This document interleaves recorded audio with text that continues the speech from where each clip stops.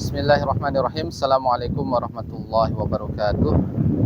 Rekan-rekan semuanya yang dirahmati Allah. Pertama, mari kita senantiasa bersyukur pada Allah Subhanahu wa taala karena pada kesempatan pagi hari ini kembali Allah Subhanahu wa taala memberikan napas kehidupan kepada kita semuanya sehingga kita bisa beraktivitas sebagaimana biasanya dalam keadaan sehat walafiat. Kemudian tak lupa kita senantiasa bersolawat kepada junjungan kita Rasulullah Muhammad sallallahu alaihi wasallam. Rekan-rekan yang dimuliakan Allah, salah satu sifat yang harus senantiasa ada dalam diri manusia dan harus senantiasa dipelihara sampai akhir hayatnya yaitu sifat penyayang. Sifat penyayang ini tidak boleh sirna, tidak boleh hilang dalam kehidupan kita. Sebab makhluk Allah yang paling buas, yaitu seperti binatang buas ini, ternyata Allah Subhanahu wa taala berikan sifat penyayang di dalam dirinya sehingga tatkala mereka memiliki anak, mereka berupaya untuk memelihara anak tersebut sampai tumbuh besar dengan kasih sayangnya. Allah Subhanahu wa taala perintahkan kepada kita semuanya umat manusia untuk senantiasa saling menyayangi antar sesama. Sebagaimana di dalam sebuah hadis Rasulullah sallallahu alaihi wasallam bersabda, "Irhamu man fil ardi yarhamkum man fis sama." Sayangilah siapa saja yang ada di bumi ini, maka niscaya mereka yang ada di langit akan menyayangi kita. Ini merupakan perintah Allah Subhanahu wa taala lewat lisan mulia Rasulullah sallallahu alaihi wasallam agar kita senantiasa memelihara sifat penyayang ini dalam diri kita dan kita berupaya untuk mengaktualisasikannya dalam kehidupan kita dengan berinteraksi sesama manusia dengan kasih sayang. Jadi kita diperintahkan untuk saling menyayangi antar sesama. Saat ini kita mendengar banyak sekali berita-berita, informasi-informasi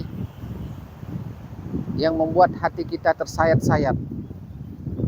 Bagaimana seorang manusia begitu teganya menyiksa manusia yang lain. Terakhir kita mendapatkan informasi ada salah satu asisten rumah tangga yang diberikan kepercayaan oleh majikannya untuk menjaga anak majikannya. Ternyata asisten tersebut melakukan kekerasan terhadap anak majikannya dengan menginjak-injak, menendang, memukul sehingga anak tersebut terluka dan menimbulkan trauma di dalam dirinya.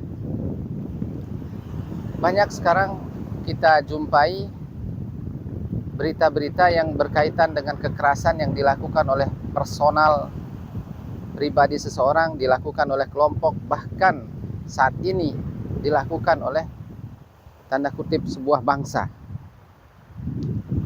Jadi kita saksikan saat ini di negeri Palestina mereka dijajah oleh Zionis Israel, dan Zionis Israel ini melakukan tindakan kekerasan yang mengakibatkan puluhan ribu balita meninggal dunia. Kemudian ratusan ribu terluka. 1 juta lebih penduduk Muslim di Palestina, mereka akhirnya hidup dalam pengungsian. Dan di sana mereka mengalami berbagai macam tindakan-tindakan kekerasan, padahal di dalam pengungsian. Tahun-tahun ini sepertinya tahun-tahun krisis kasih sayang. Kita sebagai seorang muslim, mari berupaya untuk menumbuhkan dan memelihara sifat kasih sayang tersebut. Pertama, pada diri kita. Kedua, pada keluarga kita. Kita didik anak kita ini dengan penuh kasih sayang agar mereka tumbuh besar dan mewariskan sifat kasih sayang ini kepada generasi-generasi selanjutnya. Jangan sampai kita selaku orang tua kemudian melakukan tindakan kekerasan yang berakibat kepada tumbuh kembang seorang anak. Mereka berkembang, tumbuh besar menjadi anak yang melakukan kekerasan ke depannya.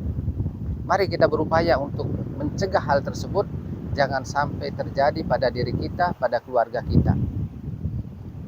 Allah Subhanahu wa taala memiliki 100 rahmah, dan salah satu dari 100 rahmah itu Allah Subhanahu wa taala turunkan ke muka bumi ini.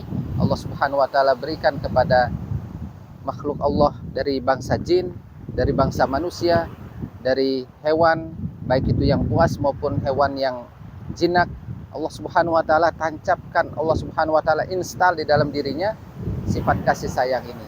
Mari sifat kasih sayang ini kita jaga, kita pelihara, jangan sampai hilang, lenyap dan sirna dalam kehidupan kita.